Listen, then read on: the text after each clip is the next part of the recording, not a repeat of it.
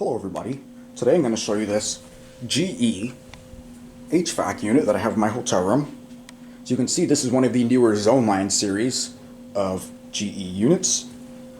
This replaced a older Zoneline that used to be here. This hotel used to have all older Zonelines and a few Amanas installed. I don't think they got rid of the Amanas, but all the Zonelines have been replaced with these. So I'd say it's a pretty good upgrade. This thing actually works really well. It's definitely one of the better Zonelines I've come across in recent years. A lot of these that I've come across have very poor airflow, but this one seems to be quite a beast. It's almost comparable to the Amana units. So that's quite good. Anyway, we'll just have a look at the details here. You can see you got your typical fixed vent design here. Nothing's adjustable. Right there's your temperature sensor, as you can see. You got this grate inside, and behind there is the blower wheel that I'll go ahead and show if I turn on my flashlight here. There we go. There it is. You can see it is a horizontal blower wheel, which means that the blower and the condenser are controlled separately on this unit, which is good and bad. It's good because when the compressor turns off, an additional fan turns off, so it gets quieter without the compressor. The only bad thing is it's less efficient because it's using not one motor but two. So there's a bit of a trade-off there. Anyway, you can see it's connected to this white plate that leads to an outside part that you can't see from here. But here's the view from the 4th floor of the Sheraton here in Portsmouth, New Hampshire. We're looking straight out into a construction site. So, very beautiful, I know. Anyway, we'll have a look at the filters here. You can see, looks like they've been recently cleaned, which is nice. There's that one. I have a hard time putting this one back in. It has to go in just right. There we go. And then over here, the controls, but you can see we have a wall thermostat in this room, which I'll show in a minute. And there's the GE logo, obviously. So, yeah. And I'll go ahead and show you the underside of this unit, because this is actually raised up quite a bit. You can see it's connected to this white baseboard. Here's the underside of the unit. Not much to see there, just this white metal plate. And then over here is the power cord going inside. So I'm assuming some sort of outlet behind there. So yeah. And don't mind this radiator being here as well. This thing is actually defunct. I'm assuming because this hotel, I believe, is quite dated. So they were probably using these at first and had no air conditioning. But then they put these in at a later date. So they just disconnected those radiators altogether. And they just left them in here for God knows what reason. But, you know, it's whatever. Anyway, that's pretty much it for the unit overview itself. So go ahead and take a look at the thermostat here. Here's the thermostat. You can see it's showing off right now, because obviously the unit's turned off. It is a GE. This is a rebranded Verdant thermostat. And normally I don't like these, but GE did a major overhaul of the thermostats, which I actually quite like. The configuration menus are a lot easier to navigate, and it just works so much better. It's so much less glitchy, so much less restrictive. So yeah. So go over our features here. You got our power button here, Fahrenheit and Celsius. Fan speed, it has 2 fan speeds, and then your temperature adjustment. And you can see this one doesn't have a motion sensor on it, which is another feature that I like.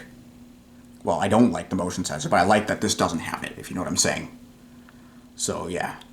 And by the way, this just switches it from off to auto heating and cooling, depending on the room temperature. You can't really set it to constant heat or constant cool. And by default, that thermostat does not allow constant fan on this unit, but I do know a hack to make that happen. And I'll show that in a little bit. So, yeah. Overall, you can see this unit is quite clean. Like I said, or like I implied, I didn't directly say it, these have been recently installed since they replaced the older Zonelines. So this thing is practically in pristine condition. There's like no grime buildup on it at all. There's not a single stain on this thing. It's mounted really nicely. As you can see, they painted over the old sticker, which is kind of unique. Or odd or whatever. Yeah, even this side looks pretty much spotless. So yeah, this thing is in immaculate condition. Probably the best condition I've seen in a long time. But anyway, with that said, we'll just go ahead and turn it on. We'll start with the low speed. There we go. Now, the unit isn't actually going to do anything right now, like I said, since the temperature in the room is too close to the set temperature. You can see it shows low, but there's no fan symbol, so obviously there's no constant fan. And we can switch that to high, low, high, go back and forth. Nothing's going to happen unless we change the temperature. But, like I said, we could change that. All we got to do is take this front bezel off, press and hold config, and you'll see this screen. Press the down button to change it to 0, and that's it. All we got to do now is put the cover back on, just like that. Push power, and it goes back to this screen. Now if we cycle back, you can see we get the fan spinning icon, and in a second here it should turn on.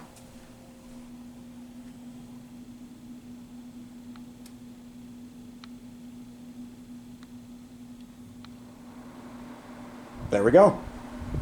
There's your hack to get it to run constantly, no matter the temperature. So yeah, it's pretty easy to do. So this is the low speed. No compressor or heat strip is on right now, since, like I said, it's too close to the set temperature. It has to be at least 2 degrees above or below the set temperature in order for the heating or cooling to kick on. So yeah, but even on the low speed, it does blow a ton of air. Like I said, this is probably one of the best air movers out of many of these Zonelines that I've seen in recent years.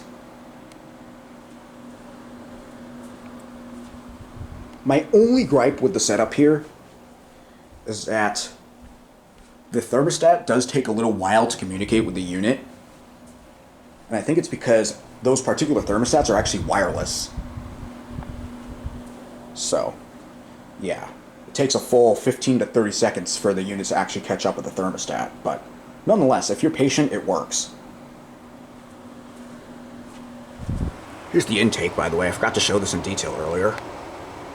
Just your typical Zoneline intake with the filters behind it, like I showed earlier.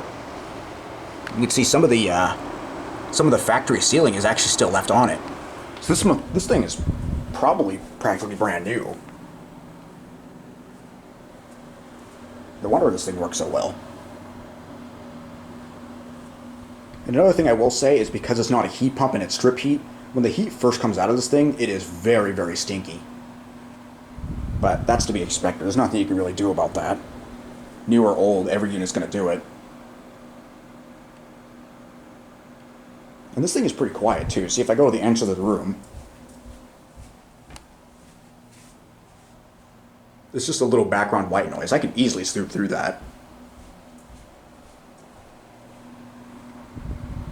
So yeah, we'll go back over to the thermostat. Now, as you can see, it is 70 degrees in here. You can see we can just adjust the temperature to whatever we want here. And we'll just wait for that to go back. In Fahrenheit, it's 21.3 degrees in the room, and the set is 21. Okay, good. It doesn't reset when I do that. Some thermostats reset when I change the temperature to Celsius. I think it's the Incom ones that do that.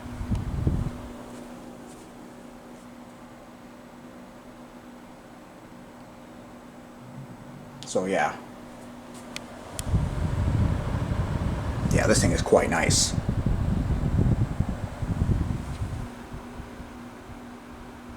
And it's nice that it's in such close proximity to this bed, so I can just sit up in bed, and the air just goes right in my face, and it feels really good.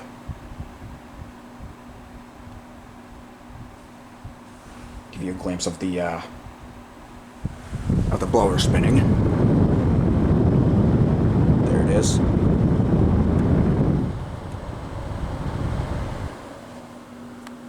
I'm trying to be better about calling it a blower rather than a fan, because it's not really a fan.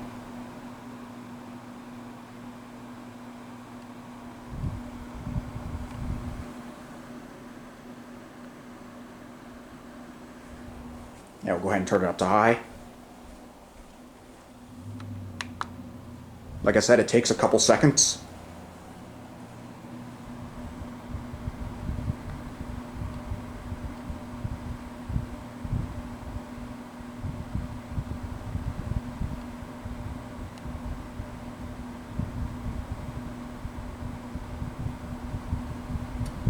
Relay clicks. And then the fan finally speeds up. It actually speeds up quite a bit on high. Very noticeable speed difference. It blows a ton of air now.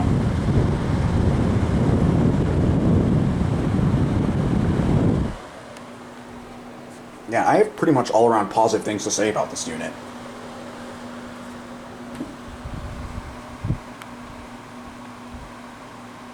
It's definitely a bit louder now, though. See, if I go to the entrance of the room, it's definitely more of a prominent whirring noise than just a background white noise.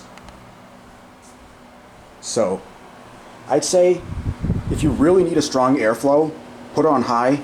Otherwise, if you want minimal noise, especially for sleeping, I say keep it on low. So, yeah. And by the way, this particular model actually does have the inverter compressor. So when it kicks into cooling mode, it's actually really, really quiet. You get a little low rumble, but not much vibration at all. In fact, most of the noise that you hear comes from the condenser fan.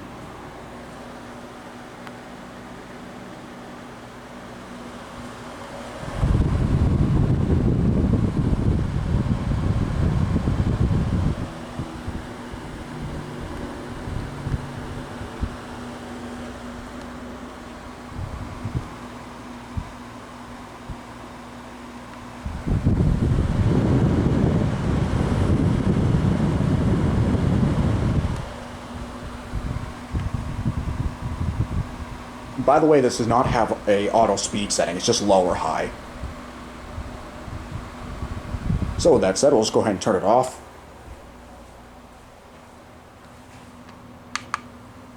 And the display shows off, and it does have an glow. And again, it's going to take a minute. Relay clicks. And then it shuts off. So yeah, all around very, very nice, pristine unit. It's got, you know, all the features you'd want. Definitely a less stingy thermostat than the stock Verdant ones. And yeah, hope you guys enjoyed this video, and that'll be it.